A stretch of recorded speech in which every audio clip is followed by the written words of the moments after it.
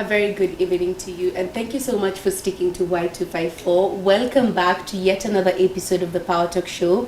My name is Shirley Blessing, and it's a whole new year. So we're having conversations that are centered around self-improvement and things that we can do to actively become better. And the conversation that I'm focusing on today is about high-value people. So we have come across this term a few times, and I think it became more popular in 2024, where so many conversations were centered around high-value people, some characteristics, and people even actively seeking high-value people to surround them.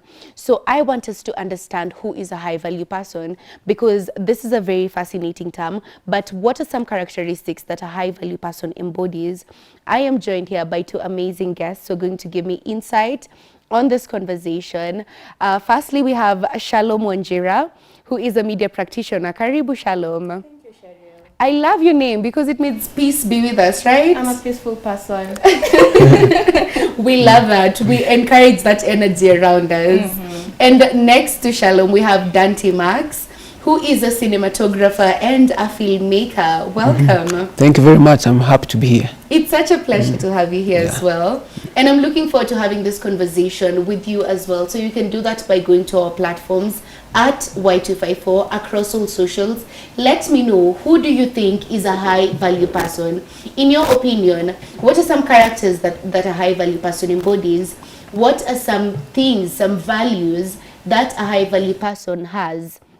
So I think to kickstart this conversation so that we get deeper in this, I'm going to sample your comments as we progress. But I want us to start from the very beginning, because I've come across this term, particularly from 2024. It was there even before that, but it became more popular last year. And I want us to understand who is a high value person, because every person has their own interpretation of the term. Everyone has their own definition of it. So let me start with the ladies. Shalom, in your opinion, who is a high-value person? Well, a high-value person is an individual who is true to have beliefs and values, and also a person who also has positive traits. Yes. Nice. I like that. I like the aspect of true to yourself, true. And the positive traits. So I'll circle back to that, because I want us to figure out which are these positive traits that you have to embody. Dante Max, what about you? According to me, a high-value person is a person who has made sort of a positive impact into the society, into the people, people who are surrounding him or her, whereas his or her absence in the society will have a negative impact. Yeah, so that's how I see. I will define a high-value person. So it's about the impact they create. Yeah, if they create a positive impact, then they're a high value person. And what is this positivity? Because positivity is different for everyone. So what are some of the positive traits that we look out for that you can pinpoint in someone and say, this person is a high value person because of this, this and that? Shalom, what do you think are some of these traits somebody has to embody? Well, one of the traits I can say is you set healthy boundaries in terms of there's a way there's a place like you can't cross.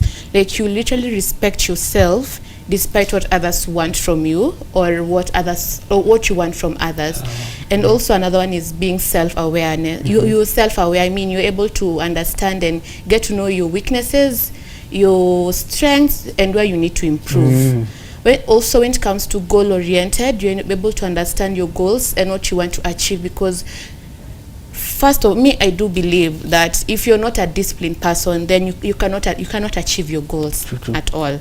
And also someone who respects God as well, someone who knows God, who fears God, because God also values a high-value person. Yeah, I like that. And Dante is in agreement with I'm that so much as in well. agreement. I'm so much in agreement with her concerning like God being paramount over all.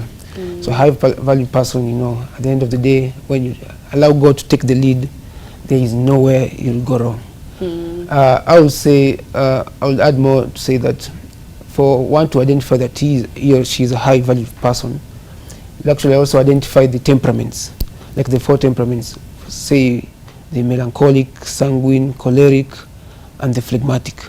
So most you see that those guys who are mostly high-value people, they range from choleric to melancholic. But these days, you see, even the Gen Zs are taking over, and you see Gen Zs are more of sanguine. Like, they're everywhere. They are very creative, and they are taking over the industry. So we see that that's how you actually achieve to be a high value. But at the end of the day, I believe that God is actually Paramount. paramount. Yeah.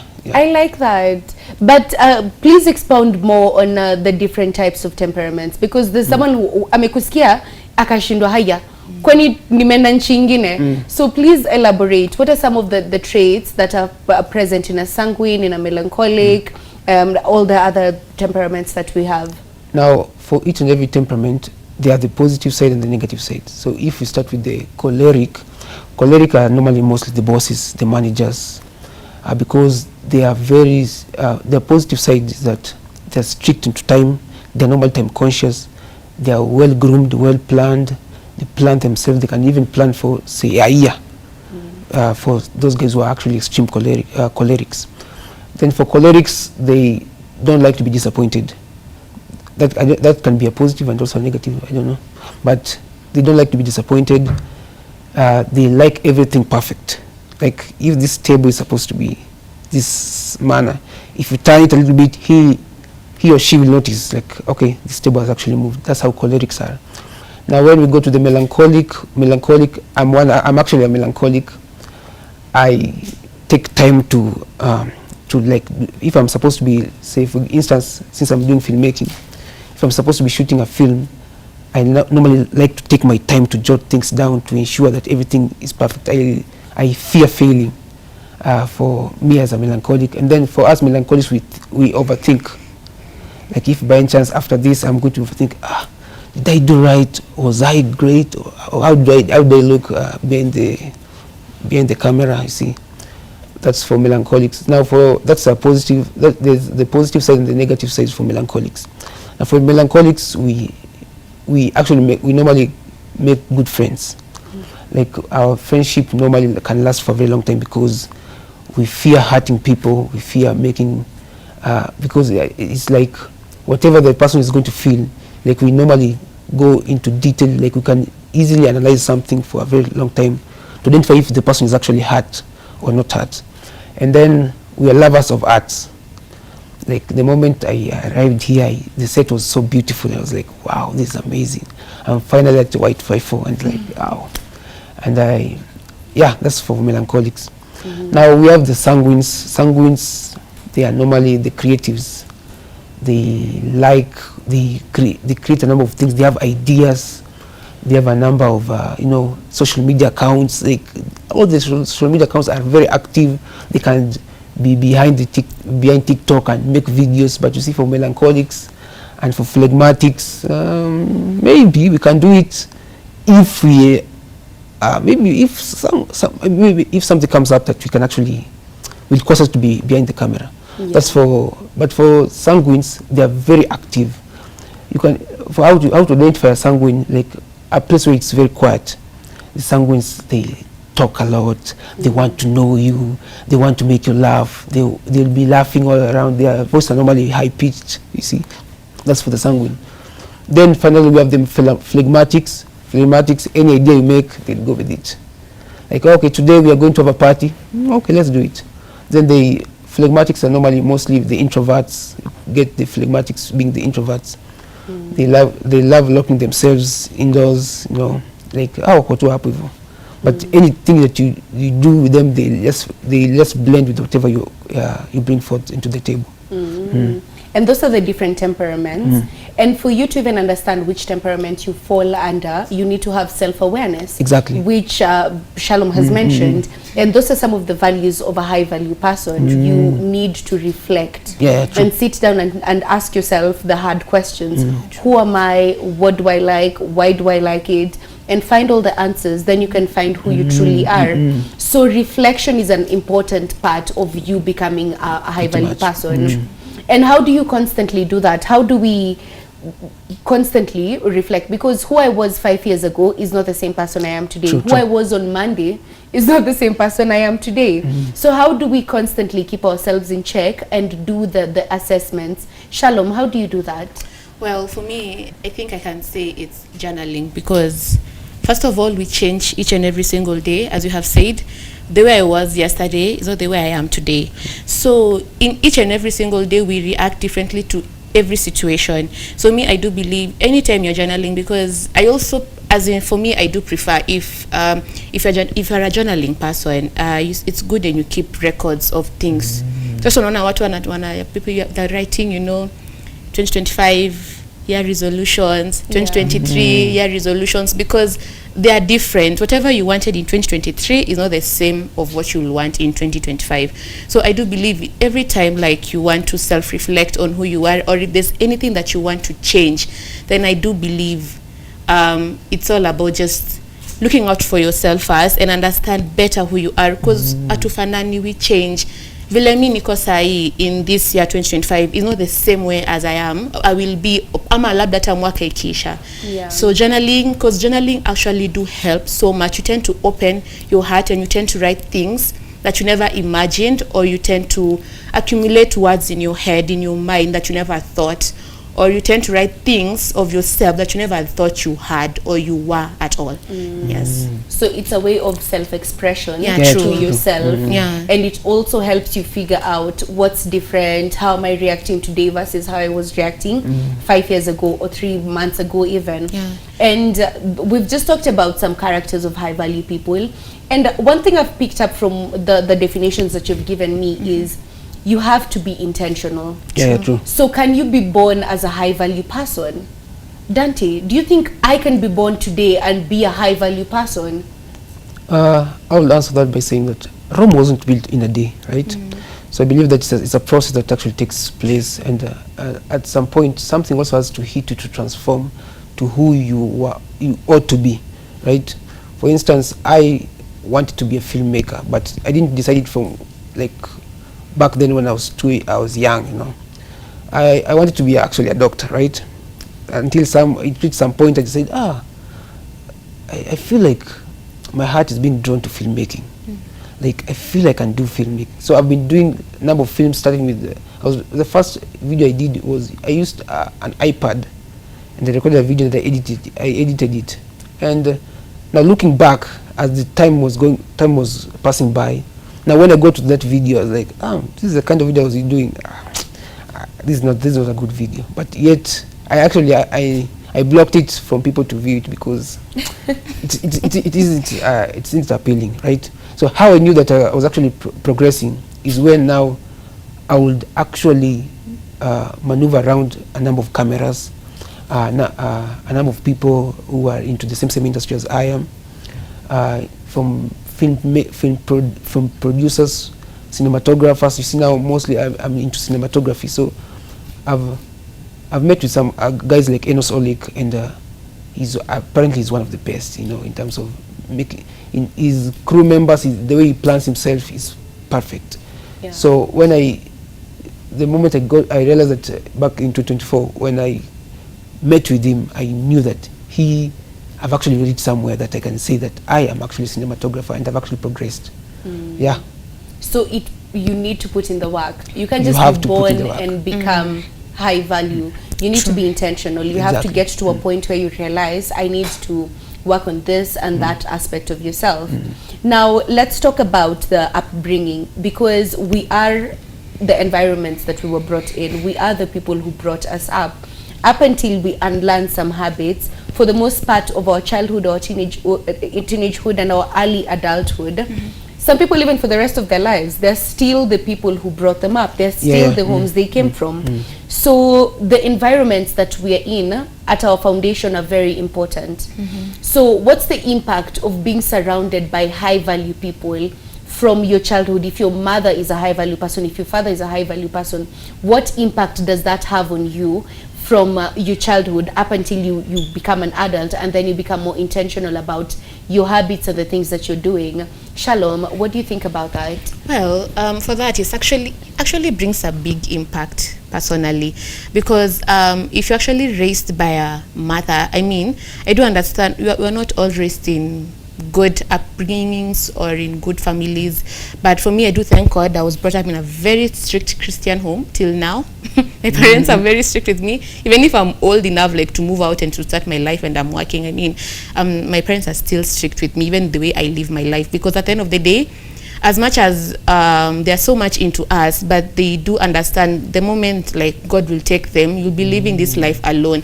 Yeah. So they want to be in a place where they will feel like my daughter is safe, hata kama siko, my son is doing well in life, and you're living a positive and you're living a life that is, let me call it a dignified life, in terms of you're very respectful, you're very clean. What I mean about a dignified life, it's as in it's about who you are personally, what you do. And I do understand also when it comes to upbringing, there are people who actually brought in good homes, but they end up being very bad people. I do believe it's because of the peer pressure and the bad friends, because also friends influence us. They influence us either positively or negatively.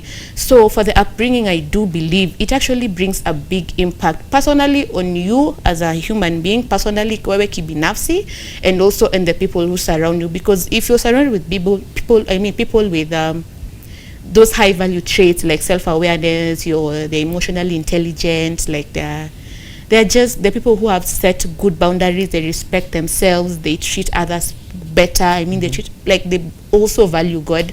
I mean, like, sorry, like it just brings a big and positive impact to you personally, because even as life goes on, that's the same trait you'll also put and bring into your generation as times goes by. Yeah, you're going to mimic what you saw. Exactly. And for the most part, even when you become an adult, it might be easier for you to adapt and become a high value person because you're already accustomed to that. True. But then, unfortunately, the people who are brought up by low value people, or even people from who operate from a low vibrational point of view. And when we're talking about this, we're talking about the characteristics, the persona that these people have.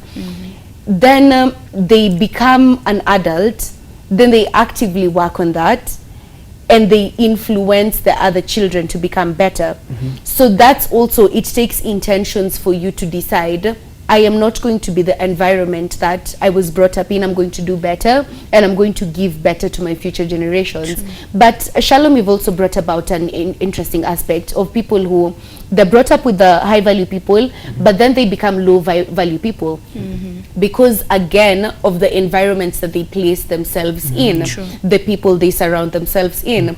I came across this story that's, I think it's doing rounds on X, about this popular, I think he was a thug or something. And he grew up in a very well-off family from the early 90s. They were living in Langata Estate, which was considered a very affluent estate. The family was put together, civil servants who already had the financial freedom. But then he got to a point in high school where he decided to drop out of school and go live in a low vibrational area, became a thug. By night he'd attack people, then by day he'd have a day job of touting in the matatus. But this guy, based on his upbringing, he was brought up by a very Christian family, put together. They showed him the best, they wanted the best for him, but he chose to go the different direction. So the environment we place ourselves in, they matter a lot. So how then do we pick the right people to surround ourselves with? How then do we select and say, this environment is very low vibrational, I'm not going to be here, whereas this other environment is very high vibrational, and you want to surround yourself with that, even the friends that you choose. But Dante, you've just mentioned seeing Enos Olik and working with him, and that already is a high value person who will motivate you to do better. How do you pick high value people to surround yourself with who constantly motivate you to do better? Now, since I'm mostly into actually filmmaking, it's what my interest is in, right? So I've actually crossed and said, okay, this is what I really want to do. Now, the moment you've decided and chosen that this is exactly what you want to do or what you want to become in the future, that determines a lot of things, because now that's the foundation of everything and how we are going to handle things. Now, to identify is like, for example, if it's into filmmaking, every person who is in the rank, like to the top, like say Enos Olik, you say God, if you give me an opportunity to meet actually with this person, I would actually learn a lot from the person, right? So when the opportunity comes that you actually meet with the person actually, you see, for Enos Holik, there's a way that he talks and there's a way that he puts himself, so much that someone who is into filmmaking but somehow not hajafika huko juu, unaona. So you feel like I feel this is one of the best opportunities in terms of how I'm supposed to be learning from the person. In fact, it was it was on Canon Africa. It was on talk. It was in Westlands. That's when he came and he talked with a number of us, and he was actually giving us skills and ideas on how we are supposed to be handling ourselves as cinematographers, and what has made him to be at the top. So when you compare yourself on where I am at the moment and where he is where he is right now, like there's some steps that he didn't skip, and those steps were the one that he was sharing with us. So the moment we were jotting down the number of steps that he made, it is actually a progress that is like just like planting a seed. You see, you're planting a seed of filmmaking, and then it grows, and then you water it each and every single time.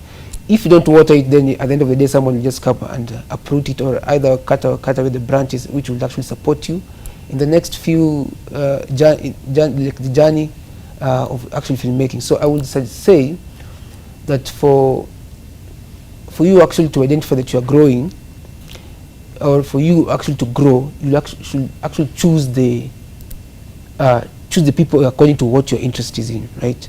If you choose someone who is not in the same interest that you are in, then you are going to actually fall out. That's why you see someone in a high value place but choosing the wrong people. But you see, you don't know that you are actually choosing the wrong person until someone tells you that you have actually chosen the wrong person. Actually, someone can actually see it. You see, someone will not, I will not see my mistakes unless someone points it out. You see, this is what you actually did. But if someone, sorry, what is it called? It's a brainstorm. It's where you don't see, because you're used to what your character is. Yes, exactly. So you may not notice that a habit that you have is a bad habit. It's a bad habit. So that's why choosing the person should be actually based on the interest that you are in. If it's in filmmaking, if it's in journalism, it should be aligned to whatever you want. If it's not aligned, the moment it just goes off, you actually fall out, and that's when you actually identify that you're not in the right path. Yeah. And based on what you're saying as well, beyond the friends, you're talking about also a mentor. A mentor. So it's important to have a mentor.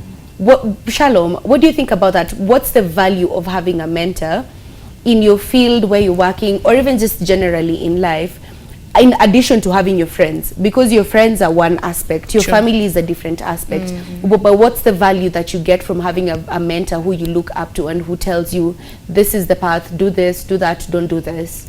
One value of having a mentor is, first of all, they lead you to the right path. They make sure that you're on the right path, you're doing the right thing at the right time, and you're doing what you're supposed to do. Because at the end of the day, we don't wake up and tell ourselves, you know, I'll do this or I'll do that. But at the end of the day, it doesn't like go like that most of the times. So having a mentor is someone who like pushes you to become a better person, to become a better version of yourself. Even in my career, I do also have a mentor who pushes me to be better and make me understand that as much as we are not really perfect, but you can do something better, you can make it look good, and you'll be appreciated for it. So also having a good mentor who also understands, but just not like, you know, just as appear. In another aspect of having a mentor, some mentors push, like wanakupush like ukwe something else that is really not nice. So if you come and tell me like, if you come, okay, yeah, I'm a journalist, right? So if a mentor comes to me and start pushing me and telling me, you know, you're supposed to do this. So if you push me in a mindset of journalism has money, of which it has, but for me, I'm not just looking for money. I'm also looking for something that is of value in my career that I have to grow. Because at the end of the day, I won't be a journalist forever. Because as much as I'm in journalism, I'm also trying to look for something else that I can do apart from journalism. And that is the work of a mentor. But a mentor who pushes you to, like, I don't know how to put it. like you are supposed to achieve something but you don't have a reason why you're achieving it, then I don't believe that's a good mentor. If you're pushing me for money only and I don't know even the value of that money, then I don't know what you're doing with me. Yeah. Or even I don't even know what I'm doing with myself. Yeah. So the mentor is supposed to guide you to be the best version of yourself, not a different, completely different persona. Yani a quality person, yani you have to be quality. I like that. And what about therapy now? Because now we have mentors, we have friends. Do we need therapy? Dante, do you think we need therapy for us to be high value people? Yeah, I think we need therapy because, for instance, I, you know, at some point, for me, my weakness is actually overthinking, right? So you see, overthinking means that I might think a lot that it will actually prolong something that I was supposed to be doing. So a therapist will be better off trying to actually sort things out and try to help you align your plans so that if by any chance you are getting off track, he draws you back onto track. So therapy is actually recommended. Yeah, I really love that, especially from the gentleman with us, because I'm aware that so many Kenyan gentlemen that I've, not to speak for everyone, but I've come across so many who are still against the idea of therapy. And even ladies, some ladies are still against therapy. And what you're talking about, someone to help you compartmentalize. Because sometimes we need to be told you're the problem. Yeah, true. You know, you have to face the reality. You have to face the reality. Sometimes sisi ndio shida na hatutaki kuambiwa.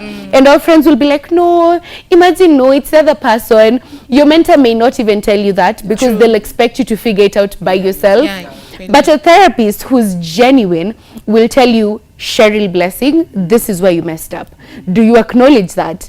Then we can move forward from that. Because when we're talking about being high value people, we all like to think that we're high value people. But sometimes we have some low value characters within ourselves that we're not even aware of. And the way we're talking about, sometimes it's a habit that you're so used to that that's your reality. So Shalom, how do you've talked about journaling, and I don't know if you do therapy as well. We have mentors, we have friends. How do you also, is it through journaling that you also sit down and reflect based on certain situations, or do you assess situations case by case and look at it and say, in this instance I portrayed a very low value person, but in the next instance I was a high value person? Do you assess things like that to help you also, you know, just figure out how to be better and how to constantly improve? Because I'm aware with journaling as well, sometimes it's just me writing how I'm feeling. I can write, oh my God, I'm so mad, this person made me so mad, they made my coffee so horribly. And maybe in that moment I was impatient. I was the one who was late and I was here harakisharing everyone, and I project my frustration onto them. So does it help to also assess case by case and evaluate and say, in this moment I may need to improve this and that? Yes, it does. A lot of times it actually does. You know, I'm going to speak about something. When I was in church, we were a group of friends to go to Mali. We were enjoying ourselves after the service. We were drinking tea, talking about life, stories and everything. And then I said something, but on the other end, someone else didn't take it well enough. So she was like, why you raised like this? And others were like, okay. So I looked at her and I was like, okay, what have I just said? And she was like, you're so negative. This is not the first time I have seen it. But the others who are, my other friends were just that they were just looking at her and they were just like, okay, I mean, it is not that bad. It's never that serious. But at some point I actually really felt bad because I'm this, you know, sasa wanasemanga journalists wanapenda kupayuka kila wakati. So me, I'm a person who really talks, like me nikiamua, like you talk whatever in my mind. I'm just a yapping person, literally. And something that I love, nilijua too, like from kitambo sana, like I'm someone who really talks so much, and if there's something that is bothering me, I rather speak it out. Like isikai kwa roho yangu nianze inaitwa jina akikiswahili. It just reminded me of that quote of wacha niongee nitoke. I know. Yeah. So like at some point it made me feel bad, but I also have a really good friend, a best friend of mine. I will say her name later. She's a good friend. She told me, like, that's something I never thought I'll never, as in takuja ku face in my life. It's the reality of people, literally. I never thought it will ever happen to me in my life. So she was telling me, okay, for me, I didn't say, I don't think you are negative. It's just that this person really took it in a very negative way.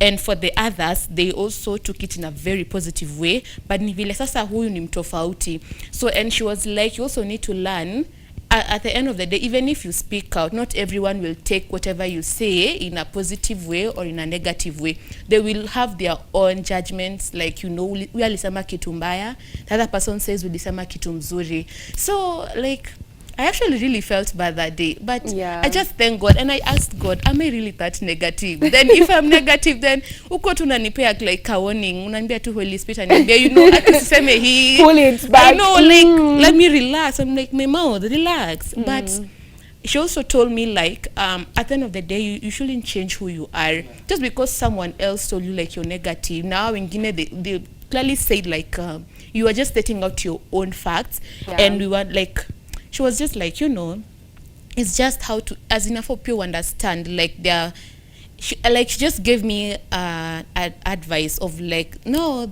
that means that anytime you're around this person, then you shouldn't just talk. You just keep your mouth shut the whole of the conversation you guys are doing, or try to avoid to say things that will hurt her. Because I also realized the way he has said, we have different temperaments. I think me, I'm a sanguine at some point, because I'm just really creative. I'm just really a free person. So me, I will speak, whether you take it positively or take it negatively, I don't care. Yeah. But ni vile sasa, that's me. But I also do believe the way you asked, I can't even remember the question, but all I can say is, personally, we just have to be real with ourselves. Because sasa, hata nikiambiwa hivo, I am supposed to be emotionally intelligent, because I have to mind how I react to my emotions, because I'm really so happy that I didn't realize when even I was being told like that in front of my friends. Hata mtu anakuja kuniita kando aniambie, by the Shalom, you didn't say well, ukusema vizuri. But I didn't know that I could actually control my emotions. I just smiled and I told her, thank you. And let me tell you, even when she told me that, I didn't even, siku manage kuongea tena. I just kept quiet, and my friend was like, back to evil. I like that. And I think that's going to inform the next part of our conversation. So I want us to take a very short break on this note. And meanwhile, go on our platforms at Y254 and let me know who is a high value person. When we come back, we're going to talk about the impact that we have with our friendships, with our family, and what that influence has on us. So let's take a very short break, but stay tuned to Y254. We'll be back with so much more on this.